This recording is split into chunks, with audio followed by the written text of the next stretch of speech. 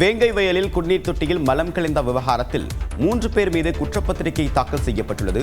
இது குறித்த பிரத்யேக ஆடியோ மற்றும் புகைப்படங்கள் நியூஸ் 18 தமிழ்நாட்டுக்கு கிடைத்துள்ளன. வேங்கை வயலில் குடிநீர் தொட்டியில் மனித மலம் கலந்தது 2 பேர் என காவல்துறை அறிக்கையை தாக்கல் செய்துள்ளது. புதுக்கோட்டை மாவட்டம் வேங்கை வயல் கிராமத்தில் நீர்த்தேக்க தொட்டியில் 2022ஆம் ஆண்டு டிசம்பர் மாதம் மனித மலம் கலந்த வழக்கை சிபிசிஐடி போலீசார் விசாரித்து வருகின்றனர்.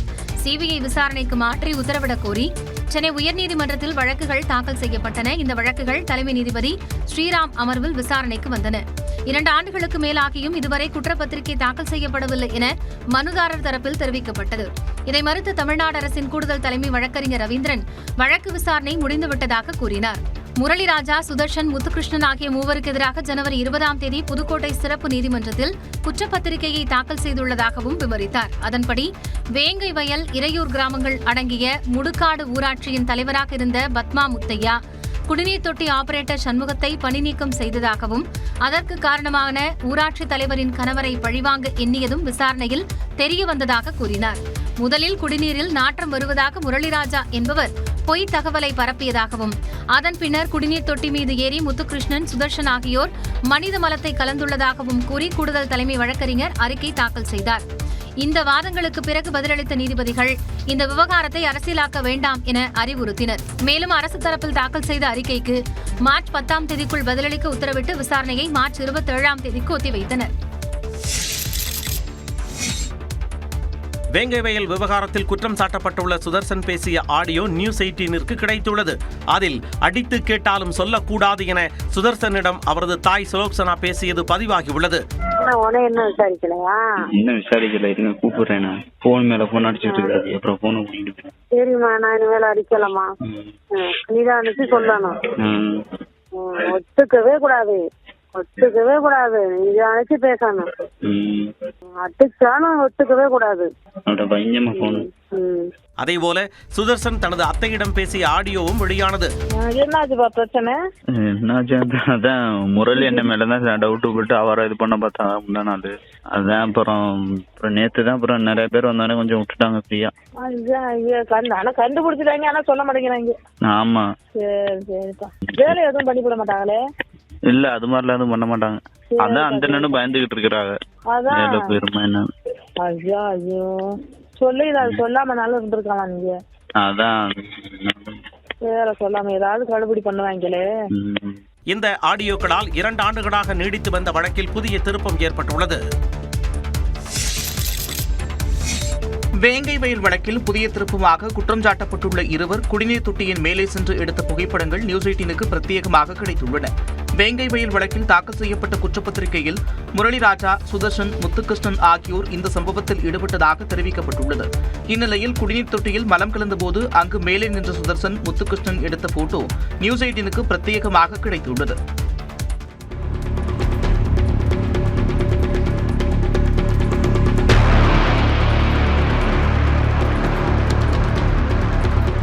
சம்பவம் நடந்த 2022 டிசம்பர் 26ஆம் தேதி காலை 7:35 மணிக்கு சுதர்சன், முத்துகிருஷ்ணன் ஆகியோர் குடிநீர் தொட்டியின் மீது புகைப்படம் எடுத்துள்ளனர். அப்போது அவர்கள் வெள்ளை கவரில் மலம் எடுத்து சென்ற படங்களும் நியூஸ் 18க்கு கிடைத்துள்ளது.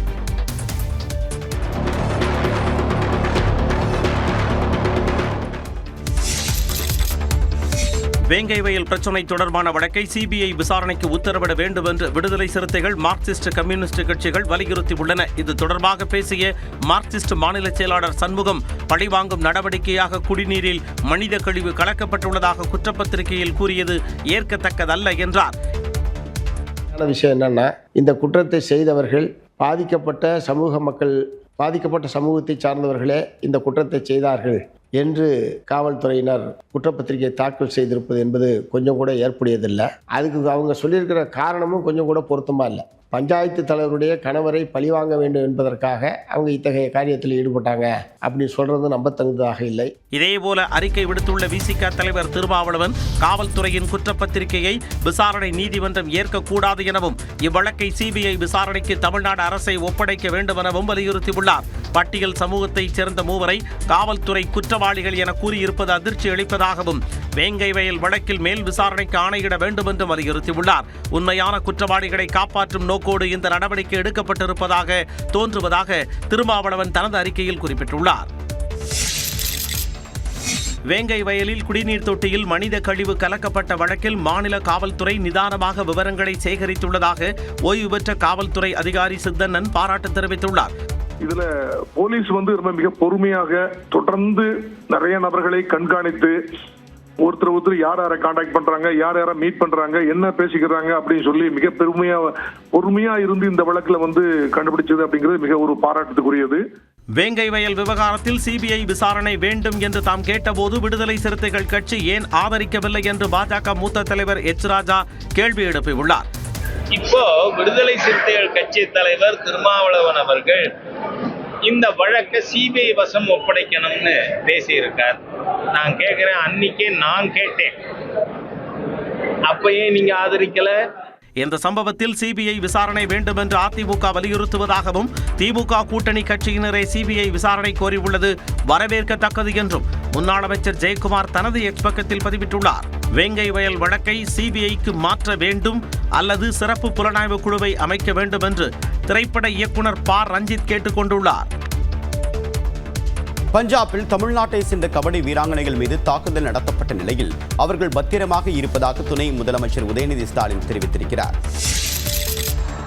பஞ்சாபில் தமிழக கபடி வீராங்கனைகள் மீது தாக்குதல் நடந்த சம்பவம் அதிர்ச்சியை ஏற்படுத்தியுள்ளது. 2024-25 ஆண்டின் பல்கலைக்கழகங்களுக்கு இடையேயான மகளிர் கபடி போட்டி பஞ்சாப் மாநிலம் பட்டிண்டா மாவட்டத்தில் உள்ள பல்கலைக்கழகத்தில் நடைபெற்று வருகிறது. இதில் அன்னை தெரசா பல்கலைக்கழகம், பெரியார் பல்கலைக்கழகம், அழகப்பா பல்கலைக்கழக வீராங்கனைகள் 36 பேர் பங்கேற்றுள்ளனர். இந்நிலையில் அன்னை தெரசா பல்கலைக்கழகத்திற்கும் தர்பங்கா பல்கலைக்கழகத்திற்கும் இடையேயான போட்டி நடைபெற்ற போது எதிரணியினர் போட்டி விதிகளை மீறியதாக நடுவரிடம் சென்று தமிழக வீராங்கனை முறையிட்டதாக தெரிகிறது. அப்போது அங்கிருந்த நடுவர் அந்த வீராங்கனையை தாக்கியதாக கூறப்படுகிறது. இதனால் இரு அணிகளுக்கும் இடையே ஏற்பட்ட வாக்குவாதம் கைகலப்பாக மாறியது.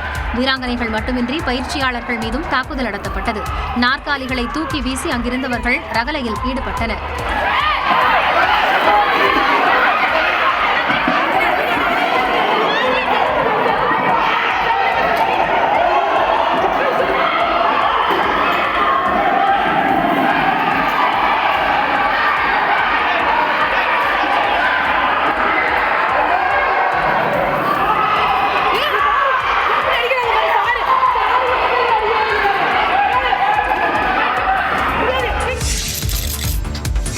தமிழக வீராங்கனைகள் அனைவரும் பாதுகாப்பாக உள்ளதாக துணை முதலமைச்சர் உதயநிதி ஸ்டாலின் தெரிவித்துள்ளார். பஞ்சாப் சம்பவம் தொடர்பாக சென்னையில் செய்தியாளர்களிடம் பேசிய அவர் விளையாட்டின் போது பாயிண்ட் பிரச்சனை காரணமாக தாக்குதல் நடந்திருப்பதாக கூறினார். மேட்ச் நடக்கும்போது பாயிண்ட்ஸ் தொடர்பாக சின்ன ஒரு மனக்கசப்பு ஏற்பட்டு இந்த இரு அணிகளுக்கிடையே ஒரு சிறு வாக்குவாதம் ஏற்பட்டிருக்கிறது. அதனால ஒரு பதட்டமான ஒரு சூழல் நிலை பெற்றிருக்கிறது. அதுதான் இன்னைக்கு சோசியல் மீடியாலையும் தொலைக்காட்சியிலும் வீடியோ வந்திருக்கு. வடி மாநிலங்கள் செல்லும் தமிழக வீராங்கனைகளுக்கு இனிமேல் கூடுதல் பாதுகாப்பு அளிக்கப்படும் எனவும் உதயநிதி உறுதியளித்துள்ளார். சின்ன ஒரு பாயிண்ட் சிஸ்டத்துல ஒரு சின்ன குளறுபடியாகி மாணவர்களோட ஒரு சின்ன தள்ளுமுள்ள இருக்கு. யாருக்கும் பெரிய அடியெல்லாம் கிடையாது. ஒரு சின்ன சின்ன சிராய்ப்புகள் தான். அங்கே இருக்கக்கூடிய மருத்துவமனைகளை யாரும் கூட்டிட்டு போல அவங்க இருக்கக்கூடிய ஃபர்ஸ்ட் எய்ட் கிட்ல எல்லாமே சரி செய்யப்பட்டிருக்கிறாங்க. தமிழக வீராங்கனைகள் தாக்குதல் தொடர்பாக யாரும் அச்சம் கொள்ள வேண்டாம் எனவும் உதயநிதி கூறினார். பஞ்சாபில் தாக்குதலுக்கு ஆளான தமிழ்நாடு கபடி வீராங்கனைகள் பாதுகாப்புடன் இருப்பதாக அரசு தெரிவித்துள்ளது. இந்த விவகாரத்தை தமிழ்நாடு விளையாட்டு மேம்பாட்டுத்துறையின் உறுப்பினர் செயலர் மேகநாத ரெட்டியின் கவனத்திற்கு நியூஸ் 18 தமிழ்நாடு கொண்டு சென்ற நிலையில் கபடி வீராங்கனைகள் பாதுகாப்பாக இருப்பதாக தெரிவித்தார். துணை முதலமைச்சரும் விளையாட்டுத்துறை அமைச்சருமான உதயநிதி ஸ்டாலினின் அறிவுறுத்தலின்படி வீராங்கனைகள் பத்திரமாக மீட்கப்பட்டதாகவும் மேகநாத ரெட்டி குறிப்பிட்டார். Host university Gurukashi university. இந்த யூனிவர்சிட்டி பட்டிண்டா என்ற மாவட்டத்தில் இருக்கு, பஞ்சாப்ல. பட்டிண்டா மாவட்ட எஸ்பி தான் நானே நேரடியா பேசிட்டேன். கரெக்ட் கிடையாது. கைது யாருமே செய்யப்படல. இது நடந்த உடனே போலீஸ்க்கு தகவல் போயிடுச்சு. போலீஸ் அங்க ஸ்பாட்டுக்கு விசாரிச்சுட்டு ஒரு என்கொயரிக்காக கூட்டிட்டு போயிட்டாங்க, தவிர கைது எதுவுமே நடக்கல. இதனிடையே பஞ்சாபில் தமிழ்நாட்டு வீராங்கனைகள் தாக்கப்பட்ட விவகாரத்தில் காவல்துறை மன்னிப்பு கடிதம் கேட்டு நிர்பந்திப்பதாக அழகப்பா பல்கலைக்கழக பயிற்சியாளர் சுரேஷ் தெரிவித்துள்ளார். மன்னிப்பு கடிதம் எழுதி கொடுக்க சொல்றாங்க. எல்லா கோச்சும் ஆப்போசிட்டாமா நமக்கு எல்லா கோச்சும் சொல்லிதான் உங்க கோச் மேல கம்ப்ளைண்ட் கொடுத்துருக்காங்க. உங்க கோச் நம்ம கோச் ரிலீஸ் பண்ண மாட்டேங்கிறாங்க. அவங்க சொல்ற மாதிரி லெட்டர் எழுதி கொடுக்கணுமாமா. நம்ம எங்க மேலதான் தப்பு, புனிதஞ்சி மேல எந்த தப்பும் கிடையாது. யாரு மேல நீங்க தான் அடிச்சீங்கன்னு எழுதி கொடுக்க சொல்றாரு. தமிழ்நாட்டு வீராங்கனைகள் ரயில் மூலம் சனிக்கிழமை அழைத்து வரப்படுவதாக தெரிவிக்கப்பட்டுள்ளது.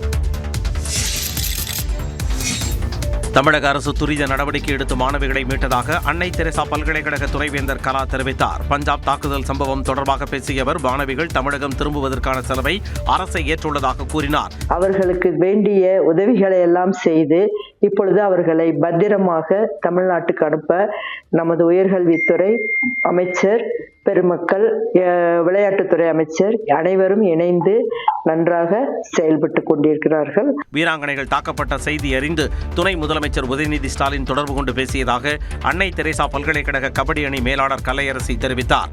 இஷ்யூ அந்த பொண்ணு பர்டிகுலரா இவங்க மேல ஒரு கேஸ் கொடுத்த மாதிரி அவங்க கிரியேட் பண்ணதுனால போலீஸ் டிபார்ட்மெண்ட்ல இருந்து கூட்டிட்டு போனாங்க.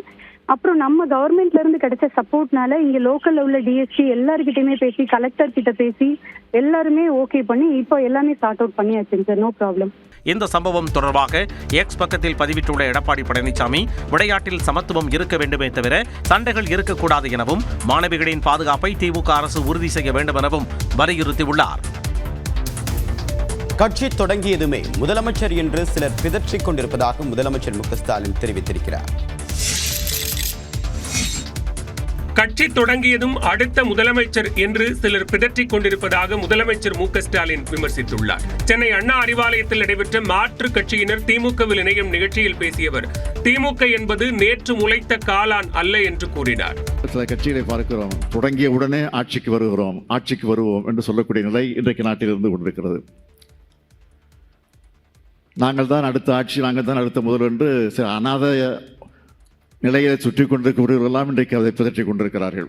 நான் யார், எப்படிப்பட்டவர், எந்த கட்சி தலைவர் என்றெல்லாம் சொல்ல விரும்பல. காரணம், அவர்களுக்கெல்லாம் நான் அடையாளம் காட்டுவதற்கு நான் தயாராக இல்லை. அதுதான் உண்மை. தொடர்ந்து பேசிய முதலமைச்சர், ஆளுநரின் பேச்சால் திமுக தொடர்ந்து வளர்ந்து வருவதாகவும், அவரை மாற்றி விடாதீர்கள் என்றும் பிரதமருக்கும் உள்துறை அமைச்சருக்கும் கோரிக்கை விடுத்தார். நான் பிரதமரிடத்திலும் அமித்ஷாவிடத்திலும் இங்கிருந்து ஒரு வேண்டுகோள் வைக்கிறேன். தயவுசெய்து நீங்க அவரை மாற்றாதீங்க, அவரே இருக்கட்டும். நாட்டு மக்களுக்காக உழைப்பது போல நாடகம் போடுபவர்களின் பெயர்களை கூட உச்சரிக்க விரும்பவில்லை என்றும் முதலமைச்சர் கூறினார். நீ யார நம்பி போனீங்களோ அது வீணா போச்சு அப்படின்னு வருத்தத்தோடு வந்திருக்கீங்களோ அவங்க இன்னும் பேசிக்கிட்டே இருக்கணும். அதே மாதிரி தொடர்ந்து பேசிக்கிட்டே இருக்கணும். பேசிக்கிட்டே இருந்தால் தான் மக்கள் தெளிவாக புரிஞ்சுப்பாங்க. மாற்றுக் கட்சியில் இருந்து வந்தவர்களுக்கு திமுக தலைவரும் முதலமைச்சருமான மு.க. ஸ்டாலின் கூறிய அறிவுரைதான் இது. நாம் தமிழர் கட்சி உட்பட மாற்றுக் கட்சியைச் சேர்ந்த சுமார் 3000 பேர் முதலமைச்சர் மு.க. ஸ்டாலின் முன்னிலையில் திமுகவில் இணைந்தனர். அவர்களை முதலமைச்சர் மு.க. ஸ்டாலின் திமுக துண்டு அணிவித்து வரவேற்றார்.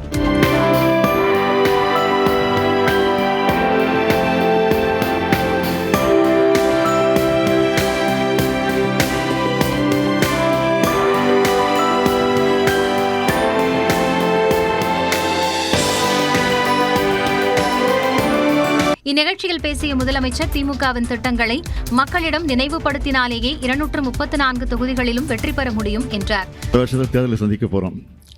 யாராவது ஏதோ பேசிக்கிட்டு இருக்கலாம், அதை பற்றி நம்ம கவலைப்பட வேண்டிய அவசியமே இல்லை. நம்ம சாதனைகளை மக்கள் புரிந்து கொண்டிருக்கிறார்கள். அதை நினைவுபடுத்தினாலே போதும். 200 இல்லை 234 தொகுதியில் நாம் தான் வெற்றி பெறுவோம். திமுக ஆட்சியின் நன்மைகள் குறித்து மக்களுக்கு தெரியும் என்றும் ஸ்டாலின் கூறினார். தேர்தல் நெருங்கும் சமயத்தில் மாற்றுக் கட்சியைச் சேர்ந்தவர்கள் திமுகவில் இணைந்திருப்பது எதிர்க்கட்சிகளுக்கு வயிற்றெரிச்சலை ஏற்படுத்தும் என துணை முதலமைச்சரும் அக்கட்சியின் இளைஞரணி செயலாளருமான உதயநிதி ஸ்டாலின் தெரிவித்துள்ளார். ஆளுங்கட்சியை எதிர்த்து எதிரணிகள் தான் அனைவரும் ஒன்று சேருவார்கள், அதுதான் வழக்கம். ஆனால் இன்றைக்கு வித்தியாசமாக நம்முடைய ஆளுங்கட்சியிலே நீங்கள் எதிர்க்கட்சியில் இருக்கக்கூடிய நீங்கள் உங்கள் அனைவரையும் இன்றைக்கு இணைத்துக் கொண்டிருக்கிறீர்கள் என்றால் வருகின்ற சட்டப்பேரவை தேர்தலுடைய முடிவு என்ன என்பது உங்களுக்கு தெரிந்திருக்கக்கூடிய ஒன்றுதான். நாம் தமிழர் கட்சியும் சீமானும் தங்கள் கொள்கை கோட்பாட்டிலிருந்து விலகி வருவதால் திமுகவில் சேர்ந்ததாக புதிய உறுப்பினர்கள் தெரிவித்தனர். இப்போ கொள்கையெல்லாம் மொத்தமா அவன் தமிழ் தேசியத்தை விட்டு விலகி ரொம்ப நாள் ஆயிடுச்சு. இப்போ எல்லாத்தையும் நாங்கள் மொழிக்காகவும் தமிழ் உணர்வுக்காகவும் தான் வந்தோம். இப்போ மொத்தமா எல்லாத்தையும் கொண்டு போய் ஆர்எஸ்எஸ் கார்டில் அட வச்சுட்டாப்ல. அங்கே எங்களுக்கான நாங்கள் நிறைய உழைச்சிருக்கோம். அந்த கட்சியில் ஆர்ப்பாட்டங்கள் எல்லாத்துலேயுமே கலந்துருக்கோம். ஆனால் அதுக்கான மரியாதை எதுவுமே எங்களுக்கு கிடைக்காத மாதிரி இருந்துச்சு. பெரியார் குறித்து சீமான் அவதூறு பரப்பியதால் நாம் தமிழர் கட்சியிலிருந்து விலகியதாக பலர் தெரிவித்தனர். நாம் தமிழர் கட்சியிலிருந்து ஆட்களை சேர்த்து தனது வலிமையை காட்ட வேண்டிய நிலையில் திமுக இருப்பதாக சீமான் விமர்சித்துள்ளார். திமுக எவ்வளவு பலகீனமா இருக்குதுன்னு பாருங்க. எங்க கட்சியிலிருந்து ஆள் சேர்த்து தான் அது வலிமையை காட்ட வேண்டியது இருக்கு. இதனால நான் பலகீனப்படுவேன்னு நினைக்குது. ஒரு பெரிய ஆலமரத்தில் சில கிளைகளும் இலைகளும் உதிர்ந்து விழுவது மரத்துக்கு வீழ்ச்சி இல்லை, வளர்ச்சி தான். இந்த கிளை முறிஞ்சா இன்னொரு கிளை வரும், பல இலைகள் உதிர்ந்தா புதிய தளிர்கள் வரும். இது தெரியாததான் என்ன? பெரியார் பற்றிய தனது பேச்சு ஈரோடு கிழக்கு இடைத்தேர்தலில் எதிரொலிக்காது என்றும் சீமான் கூறினார். சுத்தமாக எதிரொலிக்காது. இப்போ நீங்கள் ஐயா பெரியாருக்கு ஓட்டா அப்படின்னா அதை நீங்கள் பேசுங்க. நான் எங்கள் தலைவருக்கு ஓட்டா அதை நான் பேசுகிறேன். இப்போ நீங்கள் சொல்கிறபடி நான் எங்கள் தலைவரை பற்றி பேசி வாக்காக்கி காட்டியிருக்கேன். நீங்கள் பெரியார் பேசுனதை பேசி எனக்கு வாக்கு விழாமல் தடுத்து காட்டுங்கிற. யார் பெரிய தலைவர் என்று மோதி பார்த்துவிட வேண்டியதுதான் என்றும் சீமான் தெரிவித்தார். தமிழக வெற்றிக் கழகத்தின் 19 மாவட்டங்களில் பொறுப்பாளர்களை நியமித்து அந்த கட்சியின் தலைவர் விஜய் உத்தரவுகளை வழங்கியுள்ளார். நடிகர் விஜயின் தமிழக வெற்றிக் கழகத்தை வலுப்படுத்தும் வகையில் மாவட்ட நிர்வாகிகளின் எண்ணிக்கை 120 அதிகரிக்கப்பட்டுள்ளது. சென்னை பனையூரில் உள்ள அலுவலகத்தில் தாவேகா தலைவர் விஜய் மாவட்ட நிர்வாகிகளை தனித்தனியாக நேர்காணல் செய்தார்.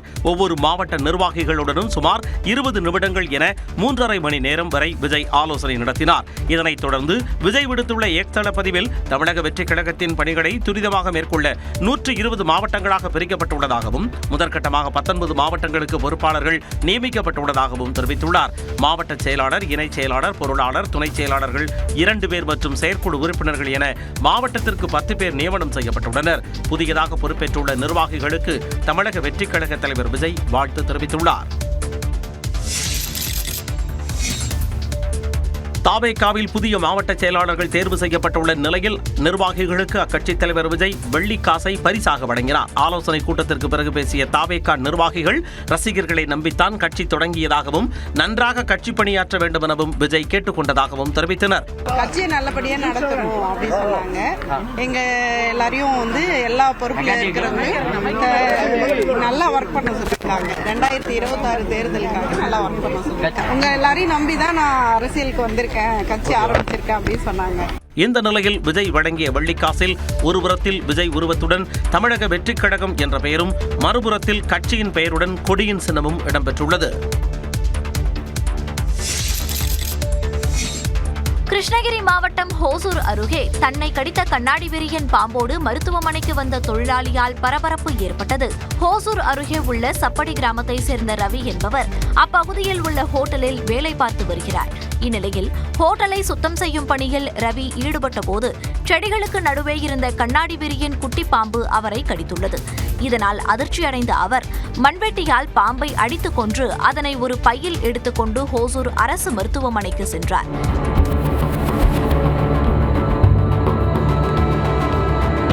இதையடுத்து அவருக்கு சிகிச்சை அளித்த மருத்துவர்கள் குட்டி கண்ணாடி விரியன் பாம்பு என்பதால் பெரிய ஆபத்து இல்லை என கூறி அவரை ஒரு நாள் மருத்துவர்களின் கண்காணிப்பில் இருக்குமாறு அறிவுறுத்தினர். இப்படி ஆவி பறக்க அண்டாவாக பிரியாணி படைக்கப்படுவது மதுரை மாவட்டம் வடக்கம்பட்டியில் உள்ள முனியாண்டி சாமி கோயிலில் நடந்த 90வது பிரியாணி திருவிழாவில்தான். இந்தியா மட்டுமின்றி வெளிநாடுகளில் முனியாண்டி விலாஸ் உணவகங்கள் நடத்தி வரும் உரிமையாளர்கள் தை மாதம் 2வது வெள்ளிக்கிழமை முனியாண்டி சாமி கோயிலில் குவிந்து கொண்டாடுவது வழக்கம். பகலில் பால் குடம் எடுத்து வந்த பக்தர்கள் சாமிக்கு அபிஷேகம் செய்தனர். மாலையில் தேங்காய், பூத்தட்டுகளுடன் ஆட்டம் பாட்டத்துடன் ஊர்வலமாக வந்தனர். விழாவின் நிறைவாக 150 ஆடுகள், 300 கோழிகள் படையலிடப்பட்டு 2500 கிலோ சீரக சம்பா அரிசியில் ஆவி பறக்க கமகமவென 20 அண்டாக்களில் அசைவ பிரியாணி தயார் செய்யப்பட்டன. அதிகாலை 5 மணிக்கு கருப்பசாமிக்கு பிரியாணி படைக்கப்பட்டு பின்னர் பிரியாணி அன்னதானமாக வழங்கப்பட்டது. இந்த விழாவின் முக்கியத்துவம் இது 90வது ஆண்டு என்பதால் அதிகமான மக்கள் கூட்டம் அதிகமாக உள்ளது. இனிமேல் வருடங்களிலும் வருங்கால தலைமுறைகள் இதைவிட சிறப்பாக செய்வார்கள் என்ற நம்பிக்கை எங்களுக்கு உண்டு.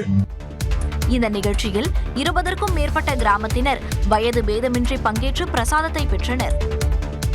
ஆளுநரின் தேநீர் விருந்தில் தமிழக வெற்றிக் கழகத்தின் தலைவர் விஜய் கலந்து கொள்ள வேண்டாம் என்று மதிமுக அறிவுரை வழங்கியுள்ளது.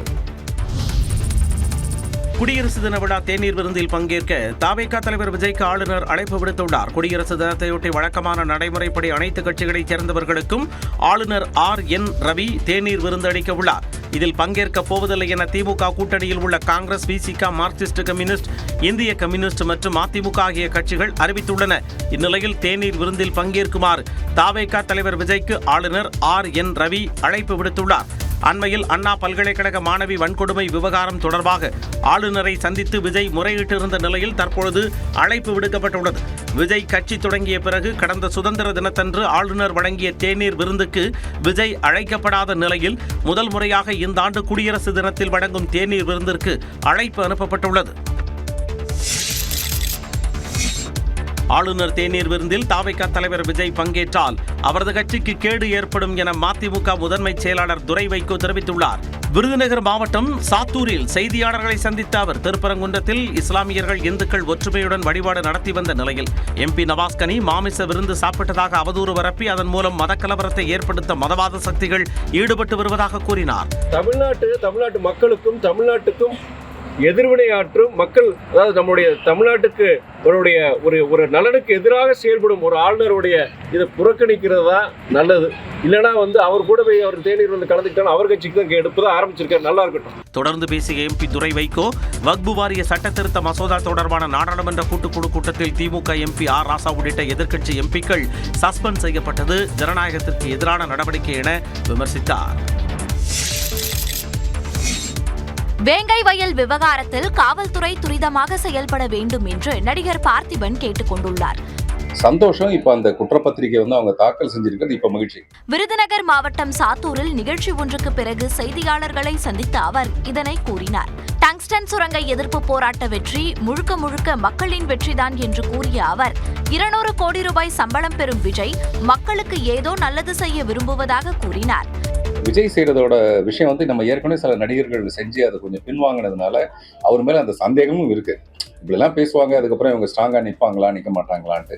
அதனால அந்த சந்தேகம் எல்லாருக்கும் இருக்கும்போது நம்மளும் அந்த சந்தேகத்தை ஊதி பெருசாக்கி ஒருத்தர் ஏதோ நல்லது செய்ய வராருன்னா அவர் எதுக்கு நம்ம பயமுறுத்தணும்? அதனால விஜய் நல்ல முனைப்போடு இதுல செயல்படட்டும்ங்கிறது தான் என்னுடைய. MGR, விஜயகாந்த் உள்ளிட்டோருக்கும் அரசியல் பயணத்தில் இடையூறுகள் இருந்ததாகவும் பார்த்திபன் கூறினார்.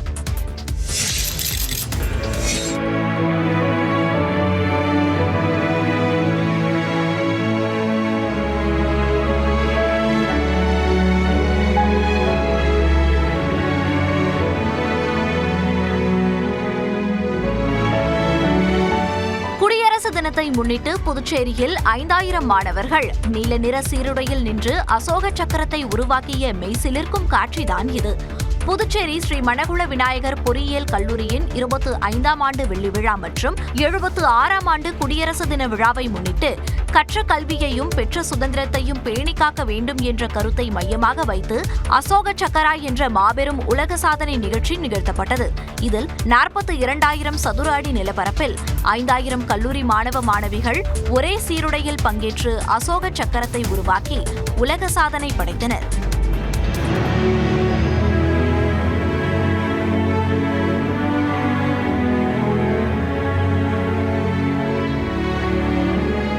ரிபப்ளிக் டே முன்னிட்டு நாங்கள் அசோக சக்கர இது பண்ணுறோம். இது எங்கள் வழியாக எப்படி பேட்ரியாட்டிசம் காமிக்கிறதுன்னு சொல்லிட்டு நாங்கள் இதை முன்னேறி எடுத்திருக்கோம். இதனை அமெரிக்க உலக சாதனை குழுமத்தின் மேலாளர் கிறிஸ்டோபர் டெய்லர் கிராஃப்ட் என்பவர் பார்வையிட்டு அதிகாரப்பூர்வமாக சாதனையை பதிவு செய்தார். சேலத்தில் முதலீடு குறித்து விளம்பரம் செய்து மோசடி செய்ததாக கைது செய்யப்பட்ட மூவருக்கு பிப்ரவரி 7ஆம் தேதி வரை நீதிமன்ற காவல் விதித்து கோவை முதலீட்டாளர் நல சிறப்பு நீதிமன்றம் உத்தரவிட்டுள்ளது. சேலம் அம்மாப்பேட்டையில் திருமண மண்டபத்தை வாடகைக்கு எடுத்து விஜயாபானு, ஜெயபிரதா, பாஸ்கர் ஆகிய மூவர் அறக்கட்டளை நடத்தி 10 ரூபாய்க்கு உணவு விற்பனை செய்து வந்துள்ளனர். இதனிடையே 1 லட்சம் முதலீடு செய்தால் அதனை இரட்டிப்பாக 2 மாதங்களுக்குள் தருவதாக மூவரும் கூறியுள்ளனர். இதையறிந்த சேலம் பொருளாதார குற்றப்பிரிவு போலீசார் மண்டபத்தில் சோதனை மேற்கொண்டதில் அவர்கள் மூவரும் முன்பிருந்தே பல கோடி ரூபாய் வசூலித்தது தெரிய வந்தது. இதைத் தொடர்ந்து நடத்தப்பட்ட விசாரணையில் விஜயாபானு மீது ஏற்கனவே பல்வேறு மோசடி வழக்குகள் இருப்பது தெரிய வந்தன. இதையடுத்து திருமண மண்டபத்தில் இருந்து 12 கோடி ரூபாய் பணம், 2.5 கிலோ தங்க நகை, 10 கிலோ வெள்ளி ஆகியவை பறிமுதல் செய்யப்பட்டது. பின்னர் விஜயாபானு, ஜெயபிரதா, பாஸ்கர் ஆகிய மூவரையும் கைது செய்த போலீசார் கோவை முதலீட்டாளர் நல சிறப்பு நீதிமன்றத்தில் ஆஜர்படுத்தி சிறையில் அடைத்தனர்.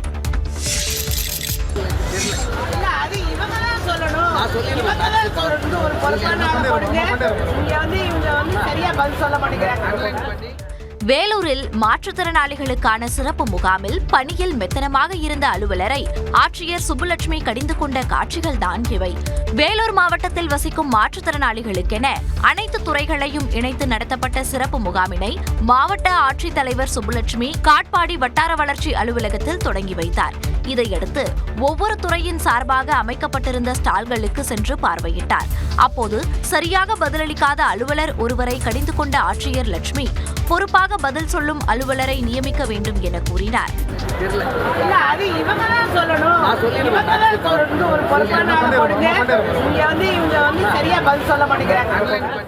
இதையடுத்து அங்கிருந்த அலுவலர்களிடம் மாற்றுத்திறனாளிகள் வழங்கும் மனுக்களை பெற்று உடனடியாக தீர்வு காண வேண்டும் என ஆட்சியர் சுப்புலட்சுமி அறிவுறுத்தினார்.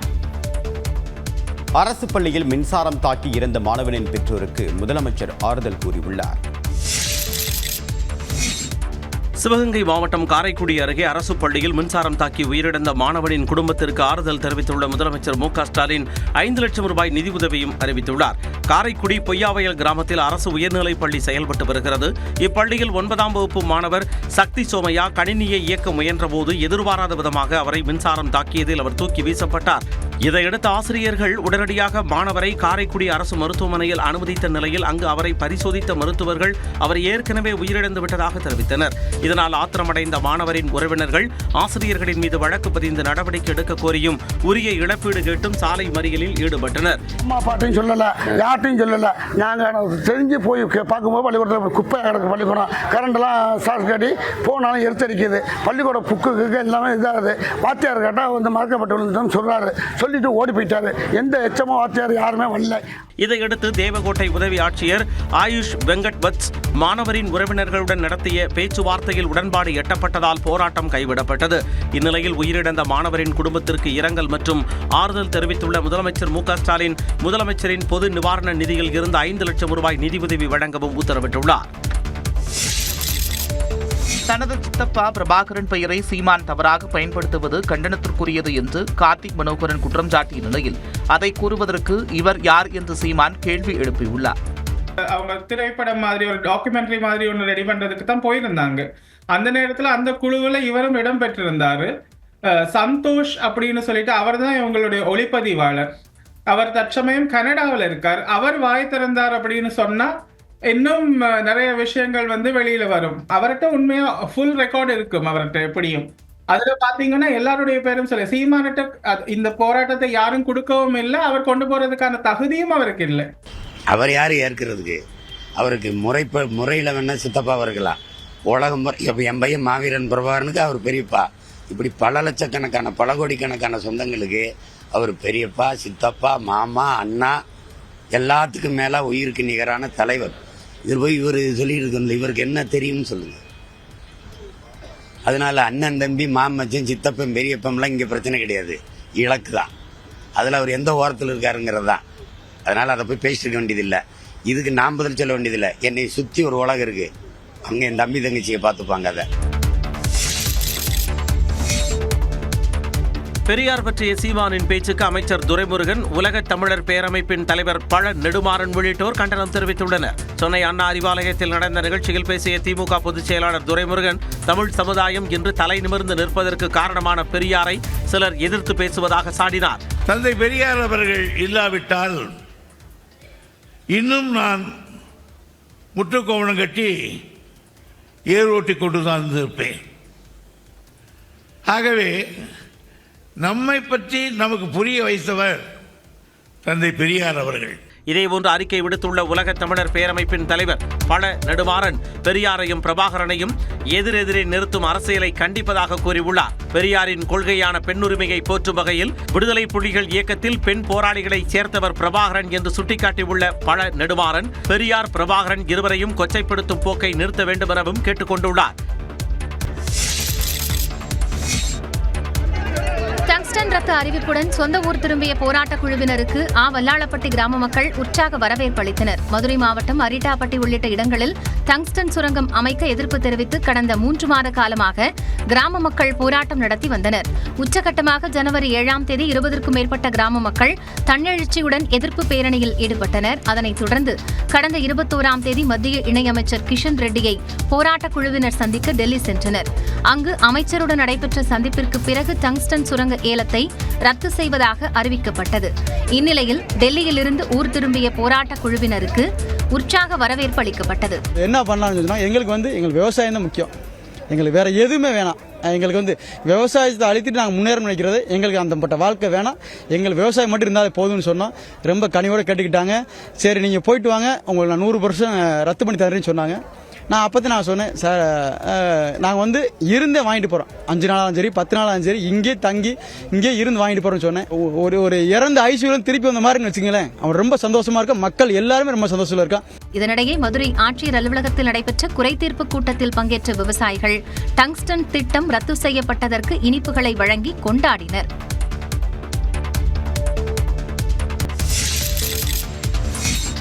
ராணிப்பேட்டை மாவட்டம் நெமிலி அருகே கொல்லப்பட்ட தமிழரசனின் உடலை பிரேத பரிசோதனை செய்ய சகோதரரிடம் காவல்துறையினர் கையெழுத்து வாங்க முற்பட்டதால் இருதரப்புக்கும் இடையே வாக்குவாதம் ஏற்பட்டது.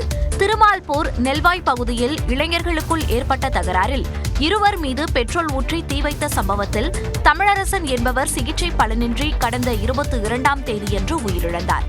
இதனைத் தொடர்ந்து உயிரிழந்த தமிழரசனின் குடும்பத்தினருக்கு 25 லட்சம் ரூபாய் நிதியுதவி வழங்க வேண்டும் என்றும் குடும்பத்தில் ஒருவருக்கு அரசு வேலை வழங்க வேண்டும் என்றும் கூறி அவரது உடலை வாங்க மறுத்து உறவினர்கள் போராட்டத்தில் ஈடுபட்டு வருகின்றனர்.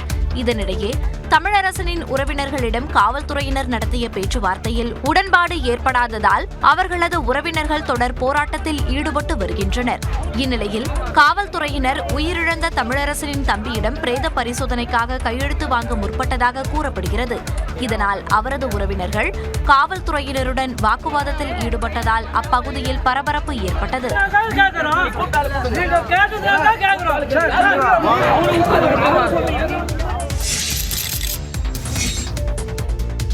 நடிகர் கஞ்சா கருப்பு 3 லட்சம் வாடகை பாக்கி வைத்துள்ளதாகவும் வீட்டை லாட்ஜாக மாற்றிவிட்டதாகவும் வீட்டின் உரிமையாளர் காவல் நிலையத்தில் புகார் அளித்த சம்பவம் பரபரப்பை ஏற்படுத்தியுள்ளது. தமிழ் சினிமாவின் பிரபல காமெடி நடிகரான கஞ்சா கருப்பு சென்னை மதுரவாயில் கிருஷ்ணா நகர் பகுதியில் ரமேஷ் என்பவருக்கு சொந்தமான வீட்டில் கடந்த 2021ஆம் ஆண்டு முதல் வசித்து வருவதாக கூறப்படுகிறது. சென்னையில் ஷூட்டிங் நடக்கும் போது நடிகர் கஞ்சா கருப்பு இந்த வீட்டில் வந்து தங்குவதாக தெரிகிறது. இந்நிலையில் கஞ்சா கருப்பு 3 லட்சம் ரூபாய் வாடகை பாக்கி வைத்துள்ளதாகவும் வீட்டை வேறு ஒரு நபருக்கு உள்வாடகைக்கு விட்டு மதுபானம் மற்றும் தகாத சம்பவங்கள் நடப்பதாகவும் வீட்டின் உரிமையாளர் ரமேஷ் மதுரவாயில் காவல் நிலையத்தில் புகார் அளித்துள்ளார். இல்ல அவர் இல்ல, அதுக்கு வந்து வேற ஒருத்தர் இருந்தாரு. அவர் என்னன்னு கேட்டா நான் 1000 ரூபாய்க்கு நான் இருக்கிறேன் அப்படின்னு சொன்னார். அப்பதான் எனக்கு தெரிஞ்சது அவர் உள்வாடகைக்கு விட்டுருக்காருன்னு. அப்ப அந்த டைம் வந்து நான் பார்த்தேன் வீடு ஃபுல்லா மதுபான பாட்டில்களும் பீர் பாட்டிலும் தான் கப்பல் அடிக்க வச்சு கிட்டத்தட்ட ஒரு லாட்ஜ் மாதிரி இருந்தாரு. முன்னதாக நடிகர் கஞ்சா கருப்பும் காவல்துறைக்கு அளித்த புகாரின் பேரில் மதுரவாயில் போலீசார் வீட்டிற்கு சென்று விசாரணை நடத்தியது குறிப்பிடத்தக்கது. பாலிவுட்டில் 90களில் பிரபல நடிகையாக திகழ்ந்த மம்தா குல்கர்னி பிரயாக்ராஜில் நடந்த கும்பமேளா நிகழ்ச்சியில் சன்னியாசியாக மாறியுள்ளார். 1990களில் கவர்ச்சியான நடிப்பில் புகழ்பெற்ற மம்தா குல்கர்னி கடந்த 2000ஆம் ஆண்டில் இந்தியாவிலிருந்து வெளியேறி தென்னாப்பிரிக்காவில் தஞ்சமடைந்தார். கடந்த 2016இல் 2000 கோடி ரூபாய் போதைப்பொருள் வழக்கில் இவரின் பெயரும் சேர்க்கப்பட்டது. அண்மையில் வழக்கிலிருந்து விடுவிக்கப்பட்ட மம்தா உத்தரப்பிரதேச மாநிலம் பிரயாக்ராஜில் நடந்து வரும் மகா கும்பமேளா நிகழ்ச்சியில் பங்கேற்றார். அங்கு துறவியாக போவதாக ஏற்கனவே அவர் அறிவித்திருந்தார். அதன்படி செக்டார் 16 பகுதியில் உள்ள திருநங்கைகளுக்கான மடத்தில் பட்டாபிஷேக பூஜைகளும் நடத்தப்பட்டன. பின்னர் அவரின் பெயர் ஸ்ரீ யாமாய் மம்தா நந்த்கிரி என்றும் மாற்றப்பட்டது. திருநங்கைகளுக்கான அமைப்பில் ஒரு முக்கிய பதவியும் மம்தாவுக்கு வழங்கப்பட இருக்கிறது.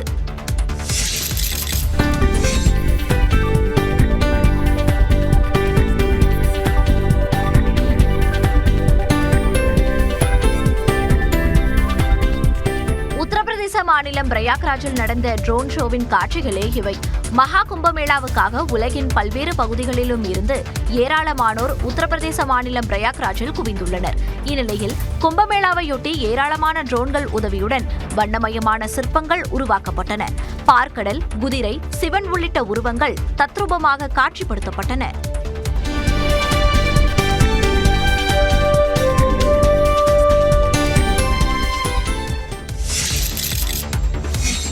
மங்களூர் வங்கி கொள்ளையில் தொடர்புடைய நெல்லையை சேர்ந்த கொள்ளையன் முக்காண்டி வீட்டிலிருந்து 15 கிலோ தங்கத்தை கர்நாடக காவலர்கள் பறிமுதல் செய்தனர். கர்நாடக மாநிலம் தட்சிண கன்னடா மாவட்டம் மங்களூரு அருகே உள்ளால் பகுதியில் செயல்பட்டு வரும் கோட்டேகார் கூட்டுறவு வங்கியில் கடந்த 17ஆம் தேதி முகமூடி அணிந்த மர்ம நபர்கள் துப்பாக்கி முனையில் ஊழியர்கள் மற்றும் வாடிக்கையாளர்களை மிரட்டி 4 கோடி ரூபாய் மதிப்பிலான தங்க நகைகள், பணத்தை கொள்ளையடித்துச் சென்றனர். இந்த கொள்ளையில் தொடர்புடைய நெல்லை மாவட்டம் பத்மநேரியை சேர்ந்த முக்காண்டி மற்றும் அவரது கூட்டாளிகளான ஜோஷ்வா மற்றும் கண்ணன் மணி ஆகியோரை மங்களூர் தனிப்படை காவலர்கள் கைது செய்து விசாரணை மேற்கொண்டு வருகின்றனர். இந்நிலையில் முக்காண்டி கொடுத்த வாக்குமூலத்தின் அடிப்படையில் நெல்லை பத்மநேரியில் உள்ள அவரது வீட்டை சோதனை செய்த மங்களூர் காவலர்கள் 3 சூட்கேஸில் வைக்கப்பட்டிருந்த சுமார் 15 கிலோ தங்க நகைகளை பறிமுதல் செய்தனர். மேலும் கொள்ளையடித்த நகைகளை பதுக்கி வைத்திருந்த முக்காண்டியின் தந்தை சண்முக சுந்தரத்தையும் காவலர்கள் கைது செய்தனர்.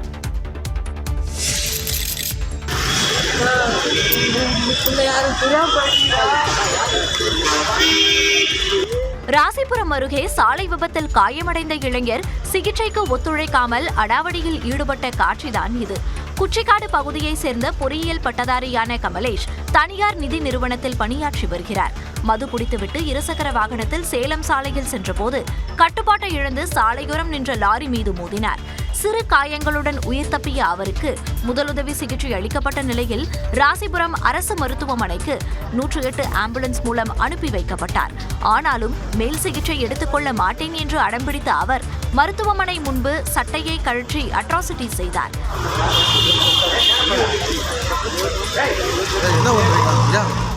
அலப்பறை செய்த இளைஞரை ஒரு வழியாக காவலர்கள் பிடித்து வந்து சிகிச்சைக்காக அனுமதித்தனர்.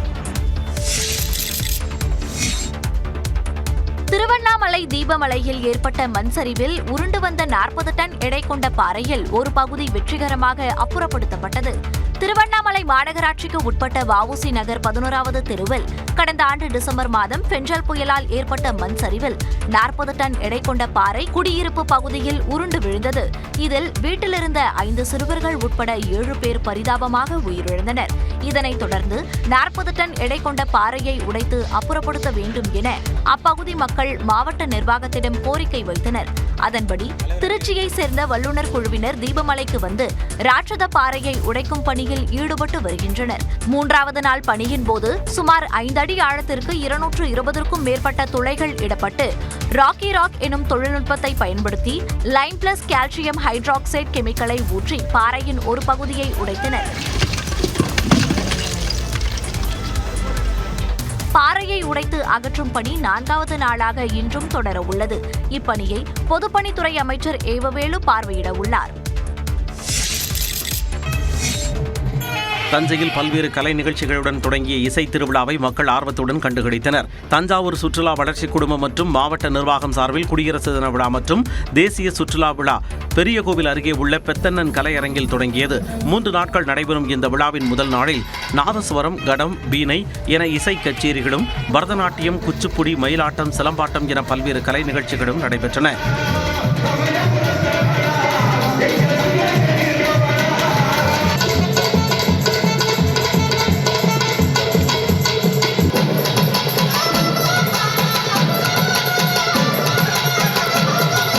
இசை மற்றும் கலை நிகழ்ச்சிகளில் கலைஞர்கள் வெளிப்படுத்திய திறமையை பொதுமக்கள் ஆர்வத்துடன் கண்டுகளித்தனர்.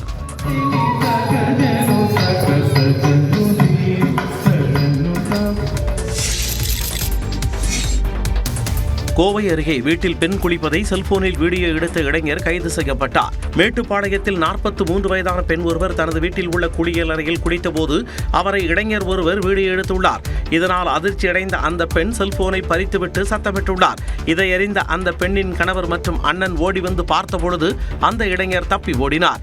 பின்னர் அவரை பிடித்து மேட்டுப்பாளையம் போலீசில் அவர்கள் ஒப்படைத்தனர். விசாரணையில் அந்த இளைஞர் மேட்டுப்பாளையத்தைச் சேர்ந்த 19 வயதான காய்கறி வியாபாரி அப்சல் ரோஷன் என்பது பெண் குளிப்பதை செல்போனில் வீடியோ எடுத்ததும் தெரியவந்தது.